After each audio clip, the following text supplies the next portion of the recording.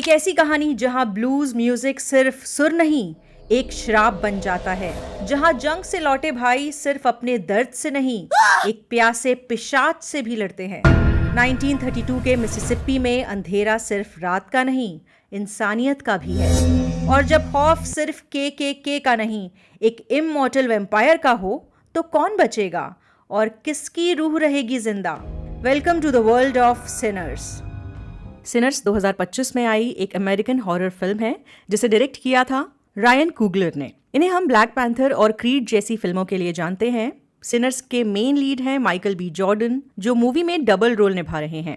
कहानी सेट है 1932 के मिसिसिपी डेल्टा में। यहाँ दो ट्विन भाई अपने गांव वापस लौट रहे हैं। उन्हें पता नहीं है बट जल्द ही उन्हें एक खतरनाक सुपर नेचुरल इविल से टकराना होगा।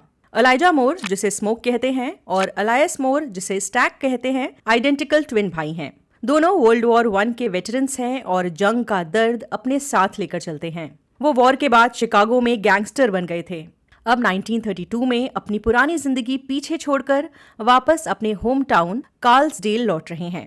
इनका सपना है एक ज्यूक जॉइंट खोलना, एक लाइव ब्लूज म्यूजिक क्लब अपनी कम्युनिटी के लिए। पैसे के लिए इन्होंने कुछ गैंगस्टर्स से चुराया हुआ माल भी इकट्ठा किया है। ये क्लब बनेगा एक पुराने सॉमिल में। उन्होंने ये जगह एक रेसिस्ट लैंडलॉर्ड, जिसका नाम है हॉगवुड, उससे खरीदी है। ये शख्स सीक्रेट हेट ऑर्गेनाइजेशन के का एक लीडर है। स्मोक और स्टैक अपने ज्यूक जॉइंट के लिए एक छोटी सी टीम बनाते हैं। सैमी मोर, इनका कजिन, जिसे प्रीचर बॉय कहते हैं, वो एक टैलेंटेड गिटारिस्ट है और साथ ही ब्लूज म्यूजिक का दीवाना। वो अपने फादर के स्ट्रिक्ट रिलीजियस रूल्स के खिलाफ जाकर अपने सपने फॉलो करना चाहता है। डेल्टा सिम, एक वेटरन पियानिस्ट, वो अपनी पुरानी ब्लूज की धुनों से क्लब के म्यूजिक में जान डालने वाला है। पर्ल लाइन, एक सिंगर जिनकी आवाज में ऐसा जादू है कि पहली बार सुनते ही सैमी का दिल आ गया था। एनी, स्मोक की वाइफ, वो उससे अलग रहती है लेकिन अब क्लब के लिए कुक का काम करेगी। उसका मानना है कि उसके स्पिरिचुअल स्पेल्स यानी मंत्रों ने स्मोक और स्टैक को जंग में बचाया था। ग्रेस चाओ, लोकल चाइनीज स्टोर ओनर की पत्नी, जो अपने हस्बैंड के साथ क्लब के फूड और ड्रिंक सप्लाईज हैंडल करती है। कॉर्नब्रेड, एक मजबूत फील्ड वर्कर जो क्लब का बाउंसर बनने वाला है, एकदम दरवाजे के सामने खड़ा होने वाला जायंट। साथ ही स्टैक अपनी पुरानी लव इंटरेस्ट मैरी से भी टकराता है, एक मिक्स्ड रेस वाली लड़की जो जमाने के रेसिज्म से बचने के लिए अपनी पहचान छुपा कर रखती है। मैरी के दिल में अब भी प्यार है लेकिन गुस्सा भी है क्योंकि स्टैक उसे छोड़कर चला गया था। सब कुछ सेट होने के दौरान एक और कहानी धीरे धीरे चल रही है। एक डेंजरस आयरिश वेम्पायर रेमिक, जिसका कुछ नेटिव अमेरिकन वेम्पायर हंटर्स पीछा कर रहे हैं, मिसिसिपी पहुंचता है। वो एक ब्रूटल और पुराना वेम्पायर है जो खून से भरी हिस्ट्री लेकर सबके सामने घूम रहा है। रेमिक अपने रास्ते में एक के कपल का शिकार करता है, उनका खून पीता है और उन्हें भी वेम्पायर बना देता है। अब वो अपनी छोटी सी वेम्पायर आर्मी क्रिएट कर रहा है और उसे क्लार्क्सडेल के ब्लू म्यूजिक और लोगों की जिंदगी का एसेंस अट्रैक्ट कर रहा है। आखिर वो दिन आ जाता है जब स्मोक और स्टैक का सपना पूरा होने जा रहा है, क्लब की ग्रैंड ओपनिंग नाइट।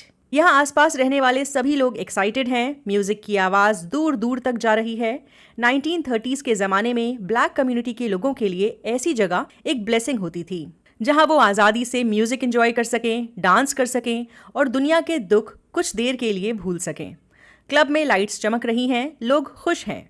स्टेज पर सैमी अपना गिटार लेकर आता है और जब वो पहला कॉर्ड बजाता है, एकदम खामोशी छा जाती है, जैसे हवा रुक गई हो, जैसे वक्त थम गया हो। फिर तो जैसे जादू ही बिखर जाता है। लोग धीरे धीरे सैमी के म्यूजिक में डूबने लगते हैं।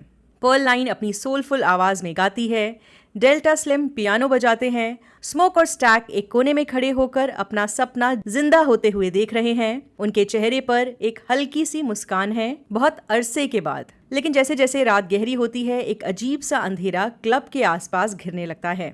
बाहर क्लब के दरवाजे पर रेमिक और उसका वेम्पायर गैंग खड़े हुए हैं। सफेद चेहरे, खून से भरी आंखें, वो क्लब के अंदर की रोशनी और म्यूजिक को दूर से ही देख रहे हैं, जैसे भूखे शिकारी अपने शिकार का इंतजार कर रहे हों। रेमिक क्लब के दरवाजे तक आता है और धीरे से नॉक करता है, ये कहकर हम भी अंदर आना चाहते हैं, थोड़ी मस्ती करना चाहते हैं। वो एंट्री के लिए पैसे भी हवा में हिलाकर दिखाते हैं, बहुत बड़ा अमाउंट। स्टैक लालच में आ जाता है, नए बिजनेस के लिए पैसा तो जरूरी है ही। स्मोक के दिल में लेकिन कुछ अजीब सी फीलिंग होती है, एक बेचैनी, एक इंस्टिंक्ट। और फिर स्मोक का डिसीजन सब कुछ बदल देता है। वो रेमिक और उसके लोगों को मना कर देता है, सॉरी क्लब फुल है, प्राइवेट इवेंट। रेमिक बस एक अजीब सी मुस्कान देता है और दूर हट जाता है, पर ऑडियंस जानती है असली खतरा अभी खत्म नहीं हुआ है।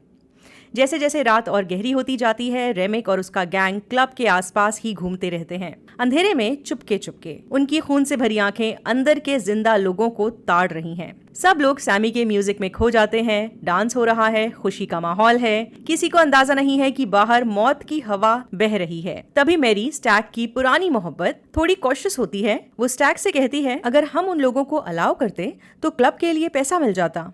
स्टैक थोड़ा गिल्टी फील करता है, लेकिन स्मोक की गट फीलिंग ठीक निकलती है, क्योंकि क्लब से दूर रेमिक अब और डेस्परेट लग रहा है। तो सबसे पहली गलती मैरी करती है।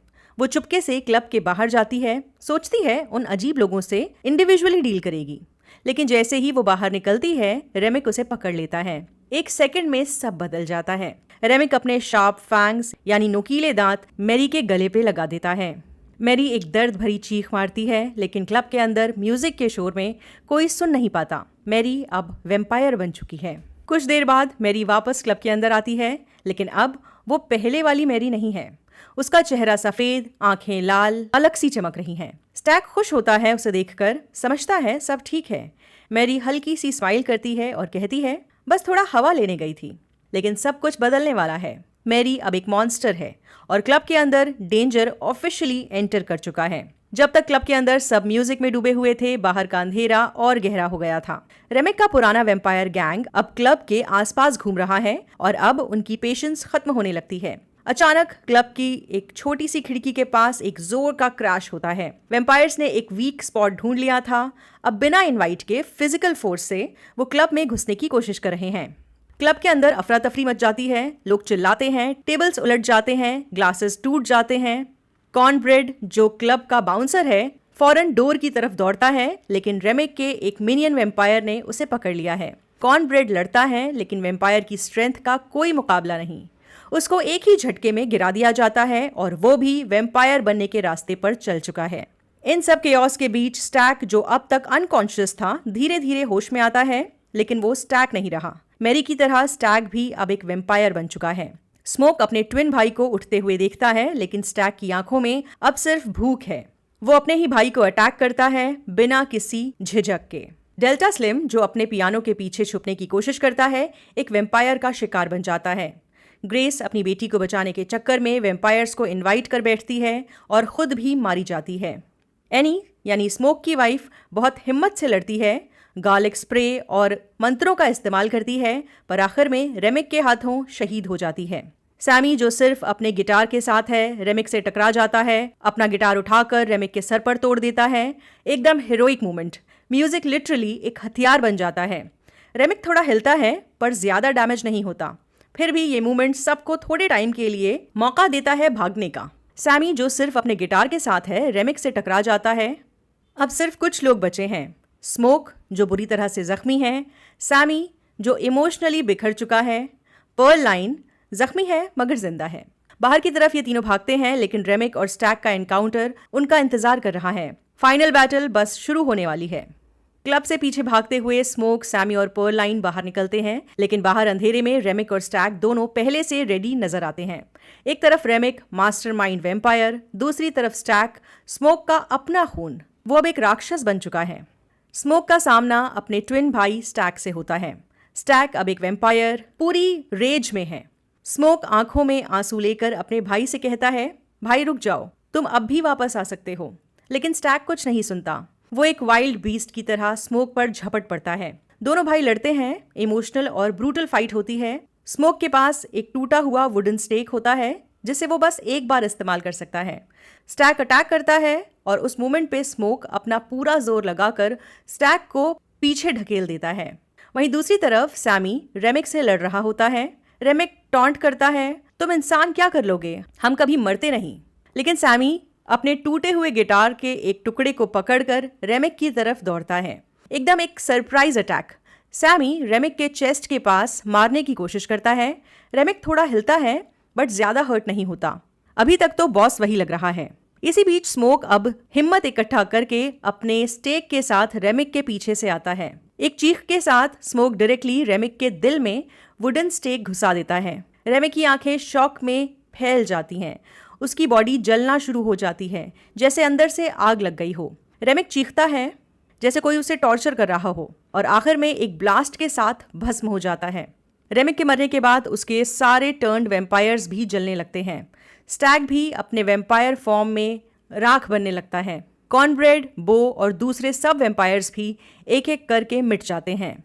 सुबह सूरज की किरण कार्ल्सडेल में चमक रही है, एक नई रोशनी लेकर, लेकिन इस जीत का दाम बहुत बड़ा था। स्मोक घायल है, एनी, डेल्टा स्लिम, ग्रेस सब जा चुके हैं। बस सैमी बचा है, एक जिंदा याद बनकर।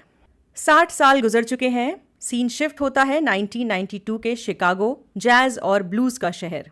एक छोटा सा घर या स्टूडियो दिखाया जाता है जहां एक बूढ़े आदमी सैमी प्रीचर बॉय मोर अपने पुराने गिटार के साथ बैठा होता है। सफेद बाल, झुकी कमर, लेकिन आंखों में अब भी वो स्पार्क जो सिर्फ एक असली आर्टिस्ट के अंदर होता है। उसके आसपास अवार्ड्स हैं, पुराने पोस्टर्स हैं, सब कुछ यादों से भरा हुआ है। सैमी आज भी अपना पुराना ब्लूज वाला म्यूजिक बजाता है, एक ऐसी धुन जो दर्द और उम्मीद दोनों को एक साथ ले आती है। एक शाम सैमी के दरवाजे पर नॉक होता है। वो धीरे कदमों से जाकर दरवाजा खोलता है और फ्रीज हो जाता है।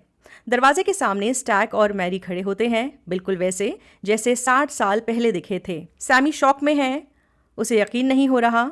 स्टैक मुस्कुराकर कहता है, हाय कजिन। स्टैक और मैरी अंदर आते हैं। एक अजीब सी खामोशी है, मिक्स्ड फीलिंग्स, रिग्रेट, प्यार, सब कुछ हवा में है। स्टैक बताता है, उस रात के बाद हम वैम्पायर बन गए थे। तुम्हारी वजह से हम बच गए सैमी। और स्मोक, उसने मुझे मारा नहीं, उसने मुझे एक चांस दिया था दूर चले जाने का, तुम्हारी जिंदगी में कभी वापस ना आने का। सैमी चुपचाप सुनता है, आंखों में आंसू के साथ। स्टैक फिर उसके सामने एक ऑफर रखता है, हम चाहते हैं तुम हमारे साथ चलो, इमॉर्टैलिटी को चुनो, हमेशा के लिए हम एक फैमिली बनकर रहेंगे। मैरी भी यही चाहती है। सैमी हल्का सा मुस्कुराता है। वो कहता है, मैंने अपनी जिंदगी जी ली है और अब मैं अपनी कहानी खुद पूरी करना चाहता हूँ, इंसान बनकर। स्टैक और मैरी दोनों इज्जत के साथ सर झुका देते हैं, कोई जबरदस्ती नहीं, बस एक खामोशी, एक अंडरस्टैंडिंग। सैमी अपना गिटार उठाता है और कहता है, तुम लोग इतनी दूर आए हो, एक आखिरी गाना तो बनता है। वो गिटार पर एक स्लो सोलफुल ब्लूज बजाता है। स्टैक और मैरी चुपचाप बैठकर सुनते हैं, जहां हर नोट में 60 साल पुरानी यादें गुनगुनाती हैं। Smoke, Annie, Pearline, Cornbread, Delta Slim, सबकी यादें। गाना खत्म होता है और हवा में सिर्फ एक खुशबू है, एक कहानी जो पूरी हुई। स्टैक और मैरी फाइनली गुड बाय कहते हैं। वो अंधेरे में लौट जाते हैं अपनी अमर तन्हा जिंदगी में। सैमी अकेला बचा रहता है, लेकिन एक मुस्कुराहट के साथ। उसने अपना वादा पूरा किया, मैं इंसान बन के जीऊंगा, इंसान बन के मरूंगा। और जैसे कैमरा जूम आउट होता है, हम सुनते हैं एक हल्का सा ब्लूज ट्यून बैकग्राउंड में, एक पुराना लेकिन कभी ना खत्म होने वाला गाना। ब्लूज जैसे दर्द से पैदा हुआ था, वैसे ही दुनिया में हमेशा जिंदा रहेगा। इसी के साथ खत्म होती है इस फिल्म की कहानी। अगर आप वॉचरोज चैनल को सपोर्ट करना चाहते हैं तो ऑनलाइन शॉपिंग करते वक्त डिस्क्रिप्शन में Amazon का अफिलिएट लिंक दिया गया है, उसका यूज करें ऑलवेज।